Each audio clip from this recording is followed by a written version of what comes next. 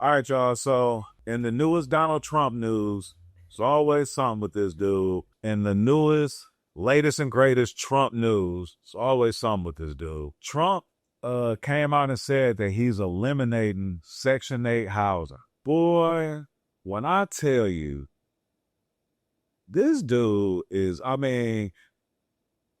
make America great again, bro. Like, this is really, the ploy of this is really to take black folks back and to really, push us further down the totem pole. Now, I'm gonna say, from a person who I grew up on Section 8, my entire life I was in Section 8 housing, or at least from being born up until I was 17, before I moved out of my mama's crib, went to college. We lived on Section 8. Y'all always hear me talk about 22nd and Towns, Milwaukee. Love that city, love where I'm from, appreciate where I'm from. The way that they're trying to do it now is they're saying that they're going to eliminate Section 8, and they're basically going to allow each state mandate, their Section 8, their public housing, and all of that type of stuff. They're doing cuts for rental assistance, which is crazy. I think they said it's going to be a 40% cut. If they do this, there's going to be so many homeless people that it's going to be crazy. And I honestly feel like this is like a whole nother ploy to somewhat bring segregation back. I don't know if it'll go as far as bringing slavery back, but I feel like, so they're talking about all these tariffs and, them want, bring a lot of these jobs, a lot of these manufacturing jobs and things like that here to the state. So then, the big question is, okay, who's going to work, these jobs? Who is going to do this? And these jobs are very low wage jobs.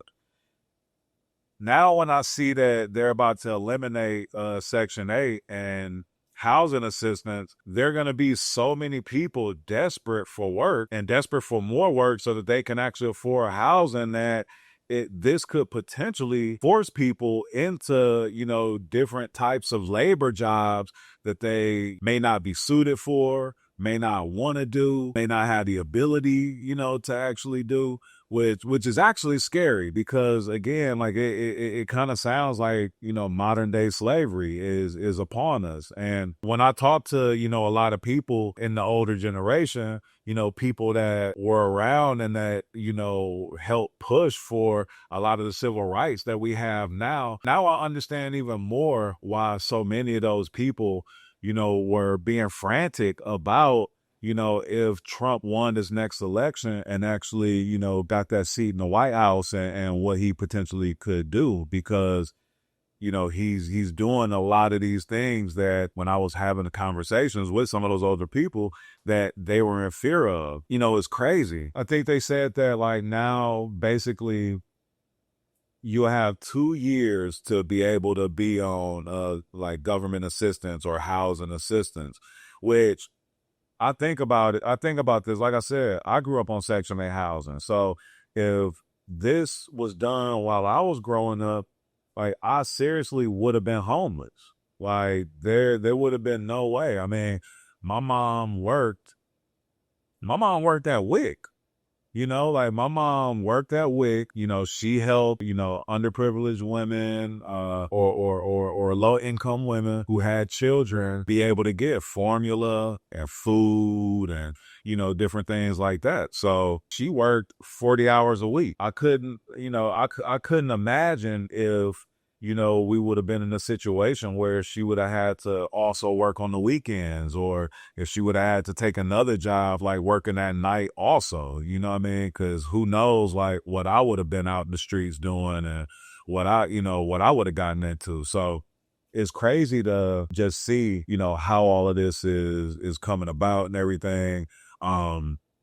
Also, it's one thing to, try to get, they're saying they're trying to get well-able people to stop benefiting off of public assistance, because you have some people who just take advantage of the system and they might be able to work, but they don't work, and they use, this assistance so that, they can just get by. But there has to be some kind of system, something like put in place so that, people who are able to work and people who, might be just kind of getting over on the system with this, there has to be a way to be able to figure out like who some of those people are versus the people that really, need this assistance and need this help, with living and with their housing and all that. I've been seeing recently too, where like here in Atlanta, the water boys, like they've been pushed off of the streets and, in different places, like they have, no loitering signs. And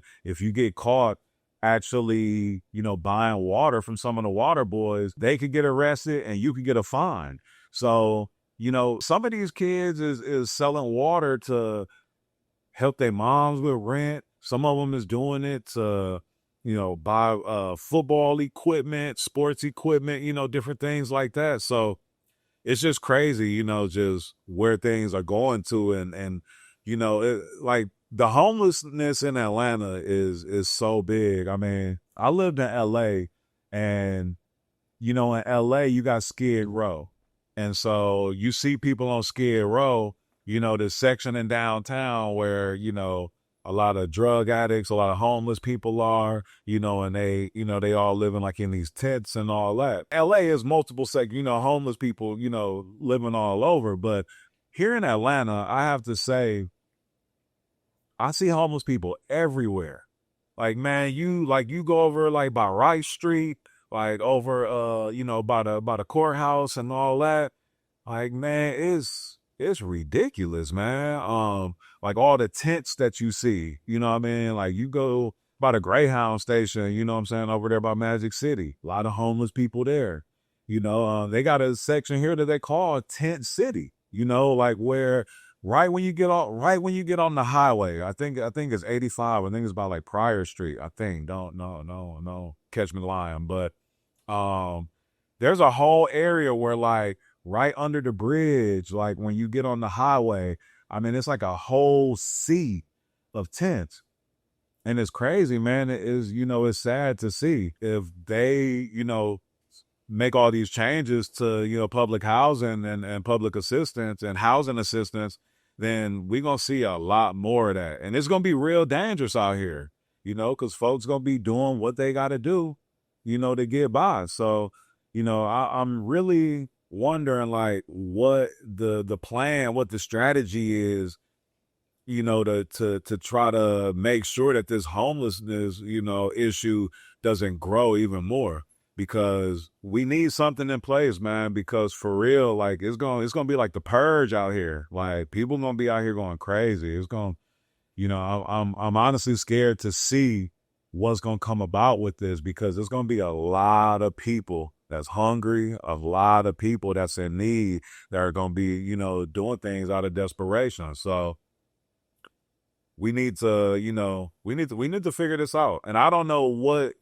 that is, but I'm hoping that somehow, some way, like that they're not able to actually, do this, what he's proposing. I'm not all the way sure if this is 100% locked in, that the public housing stuff is being cut.